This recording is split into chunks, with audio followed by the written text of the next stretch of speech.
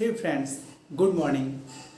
आज हम लोग एक ऐसे व्यक्तित्व के बारे में जानेंगे, एक ऐसी पर्सनालिटी के बारे में जानेंगे जिन्होंने शिक्षा के क्षेत्र में अपूर्व योगदान दिया, जिन्होंने हिंदू धर्म और संस्कृति और हिंदू धर्म के संबंधित ग्रंथों को पूरे विश्व में उसको फैलाया। आप डॉक्टर सर्वपल्ली राधाकृष्णन कि भारत के निर्माण में, भारत के योगदान में, भारत के निर्माण में इनका योगदान बहुत ही विशाल है। इनके बारे में हम लोग छोटी सी कम समय में इनकी जीवनी जानने की कोशिश करेंगे। आप 5 सितंबर 1888, आपका जन्म 5 सितंबर 1888 को हुआ तिरुतनी नामक ग्राम सभा में। तिरुतनी तमिलनाडु, वर्तमान तमिलनाडु में, और उस समय की मद्रास प्रेसिडेंसी के अंतर्गत आता था, और ये लगभग मद्रास से 64 किलोमीटर दूर है। आपको बताना चाहूँगा कि तिरुतनी और तिरुपति ये हिंदू धर्म के मंदिरों का केंद्र है, तो इनका पालन पोषण उन मंदिरों के आसपास हुआ, इसीलिए इनके व्यक्तित्व पे हिंदू धर्म और संस्कृति का बचपन से ही एक अमिट छाप पड़ी थी। इनकी माता सीताम्मा जी और पिता सर्वपल्ली वीरास्वामी जी थे।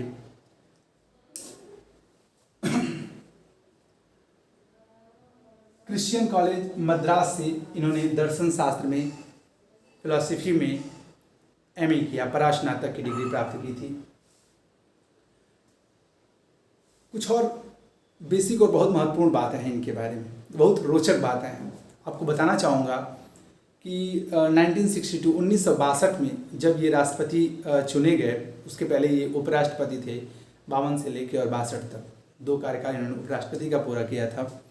उस दौरान जब इनके शिष्य, इनके स्टूडेंट्स और इनके फ्रेंड्स ने रिक्वेस्ट की कि हम आपका बर्थडे मनाना चाहते हैं, हम आपका जन्मदिन मनाना चाहते हैं, उनके स्टूडेंट्स ने कहा कि सर, आपने हमसे शिक्षा देने के उपलक्ष्य में आपने कुछ नहीं लिया है, लेकिन आज हम आपसे ये चीज़ मांगना चाहते हैं कि हम आपका बर्थडे मनाना चाहते हैं। तो इन्होंने एक बहुत अद्भुत बात कही अपने स्टूडेंट से और कहा कि अगर आप जन्मदिन मनाना चाहते हैं तो 5 सितंबर को शिक्षक दिवस के रूप में मनाइए। चूँकि राष्ट्र का निर्माता शिक्षक होता है, इसलिए इन्होंने अपने जन्मदिन को शिक्षक दिवस के रूप में मनाने की घोषणा की। एक और महत्वपूर्ण बात बताऊंगा।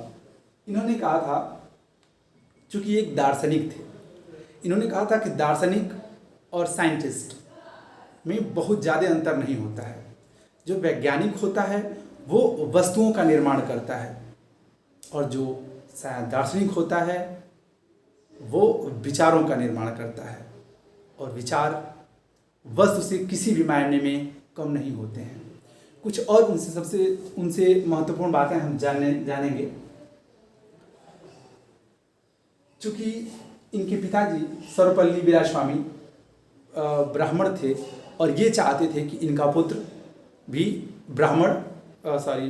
पंडित बने, एक विद्वान पंडित बने।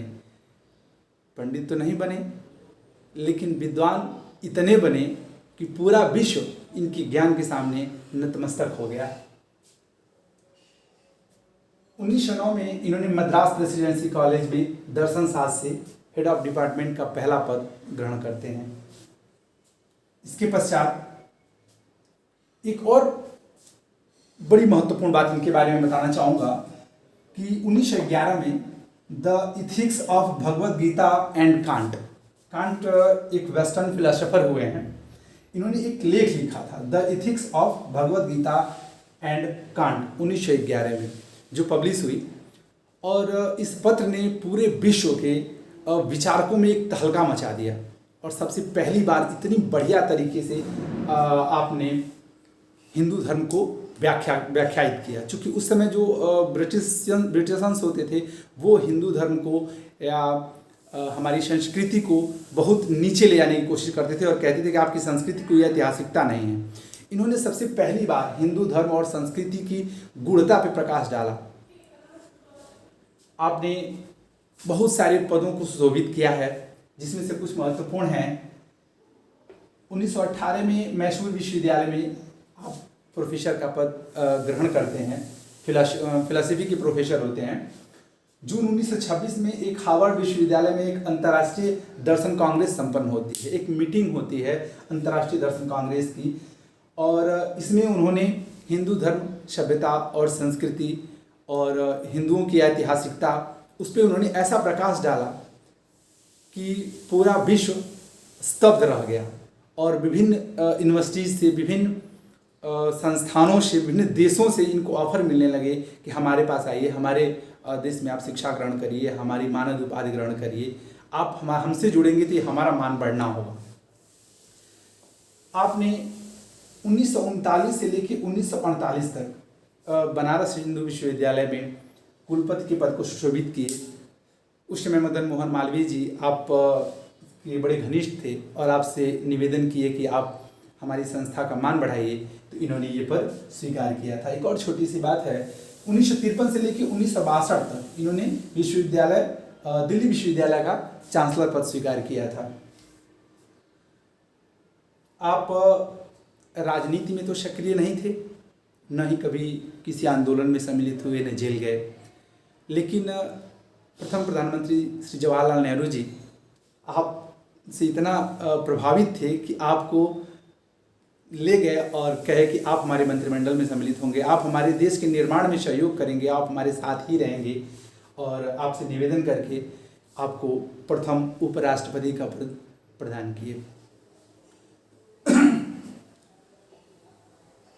और आप दूसरे राष्ट्रपति बने 1962 में। आपके गुरु स्वामी विवेकानंद जी थे। आप लोग स्वामी विवेकानंद जी के बारे में जानते होंगे, कैसे उन्होंने शिकागो में विश्व धर्म सम्मेलन में 1893 में उन्होंने हिंदू धर्म और संस्कृति की पराकाष्ठा पूरे विश्व में पताका फैलाई थी। तो आप उन्हीं के शिष्य थे, उन्हीं के गुरु थे, उन्हीं के पदचिन्हों पे आप चले और भारतीय संस्कृति को पूरे विश्व में फैलाया। इन्होंने अद्वैतवाद, आत्मा, ईश्वर, मोक्ष, उन पे इन्होंने बहुत बढ़िया व्याख्या की है। इन्होंने वेदांत दर्शन की व्याख्या की है, उन्होंने बहुत सारी पुस्तकें लिखी हैं।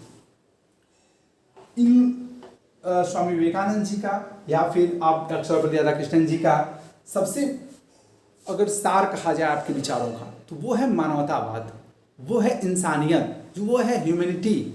उन्होंने इस पे बल दिया कि हम सब कुछ करें, लेकिन पूरा विश्व एक घर के समान है और सब कुछ मानवता के लिए ही होना चाहिए। कुछ और महत्वपूर्ण बातें आप लोगों को बता दूं कि 16 बार इन्होंने साहित्य के नोबेल के लिए इनको नामित किया गया। 16 बार किसी एक पर्सनालिटी को, एक व्यक्ति को की कृतियों को 16 बार नामित किया गया साहित्य के नोबेल के लिए, और 11 बार शांति के नोबेल के लिए इनको नामित किया गया। कितनी बड़ी उपलब्धि थी। आपको किसी पुरस्कार से नवाजना आपका मान नहीं, उस पुरस्कार का मान बढ़ना होगा। 1954 में आपको भारत का सबसे बड़ा पद भारत रत्न दिया गया। आपकी पुस्तकें N idealistic view of life, it is a very important book, it is very good book. मैं आपसे सजेस्ट करूंगा, आपको सलाह दूंगा कि आपके पास जब भी समय मिले तो आप इस पुस्तक को जरूर पढ़ें, N idealistic view of life. इसमें इंसान के जीवन जीने का उद्देश्य, एक व्यू दिया गया है, और ये एक संकलनीय बुक है। आपके घर होना चाहिए, आपके बच्चे को पढ़ना चाहिए। It's very important book.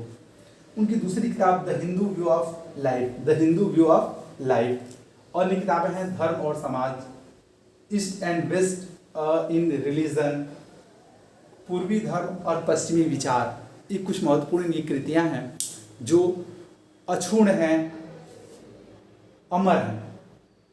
इनके बारे में कुछ और बताना चाहूँगा कि 1903 में 16 वर्ष की अल्प आयु में इनकी शादी हो गई, और शिवकामू इनकी पत्नी का नाम था, और इनसे 4 पुत्रियाँ और एक पुत्र पैदा हुआ, सर्वपल्ली गोपाल। सर्वपल्ली गोपाल जी एक बहुत बड़े इतिहासकार हुए हैं, और आप भारत के लिए और हिंदू धर्म के लिए एक अद्वितीय व्यक्ति हैं। आपको सत सत नमन।